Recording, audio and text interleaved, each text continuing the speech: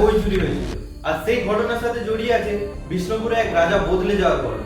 রাজা ছিলেন বীরহাম্বি, মল্লভূমির অন্যতম গুরুত্বপূর্ণ শাসক, যার সময় বিষ্ণুপুরের ইতিহাসে আসে একটা বড় পরিবর্তন। প্রচলিত বৈষ্ণব কাহিনী অনুযায়ী শ্রীনিবাস আচার্য, নরোত্তম দাস ও শ্যামানন্দ বৃন্দাবন থেকে গুরুত্বপূর্ণ বৈষ্ণব পুঁথি নিয়ে বাংলার দিকে আসছিলেন। পথে সেই পুঁথিগুলি হারিয়ে যায়। প্রচলিত কথাতে বলা হয় এই ঘটনার সাথে রাজা বীরহাম্বির নামটা জড়িয়ে আছে। এই ঘটনার পর রাজা বীরহাম্বি বৈষ্ণব ধর্ম গ্রহণ করার কাহিনী প্রচলিত হয়। আর পরবর্তী সময়ে বিষ্ণুপুরের মন্দির, টেরাকোটা আর সংস্কৃতিতে বৈষ্ণব ভাবধারার গভীর ছাপ দেখা যায়। কিন্তু এখানেই আসল প্রশ্নটা, সত্যি কি সে পুঁথি হারিয়ে যাওয়ার ঘটনায় রাজা বীরহাম্বিরের জীবনে বড় মোড় ঘুরিয়ে দিয়েছিল, নাকি সময়ের সাথে গল্পের কিছু অংশ বদলে গেছে? আপনার কি মনে হয় রাজা বীরহাম্বিরের এই পরিবর্তনের পেছনে আসলে কি ঘটেছিল? বিষ্ণুপুর নিয়ে কমেন্টে একটা প্রশ্ন রেখে যাও, হয়তো সেটাই হবে পরবর্তী গল্প।